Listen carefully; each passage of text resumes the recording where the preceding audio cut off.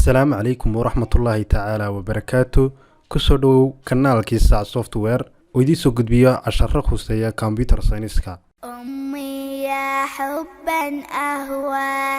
يا قلبا أعشق دنيا. عشر كنا مانتا waxaan idinku tusaya insha Allah taala sida marka screenka ama waxa weeye shaashada computerkaagu ay isrogto ee marna xagan sare loo geeyo mar dheegan loo geeyo marna dacalkan loo geeyo taskbarka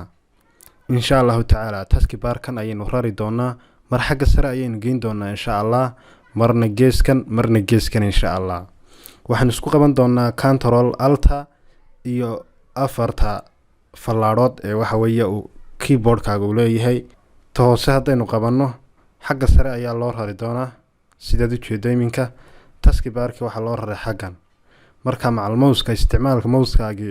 si qaldan ayuu noqonayaa oo looguma talagelin inaad xagga sare u rarto laakiin waxa weeye mousekaaga qaab si kala ah ayuu u shaqeynayaa oo kala jeeda mana isticmaali karaysid ilaa aad bedesho geeska hadaynu rabno inaan dacal ka dhigno waxaanu taabanaynaa waxa weeye dacalkaas ama labada fallaarood ee dacalka hadba kaynu taabano dacalkaynu taabano mooyana ka kale ayuu guurayaa kan haddaan taabto dacalkan kale ayuu guurayaa sidaad u jeedo iminka haddaan xagga sare rabo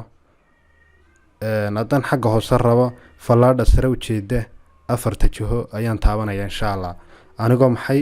isku haya control alt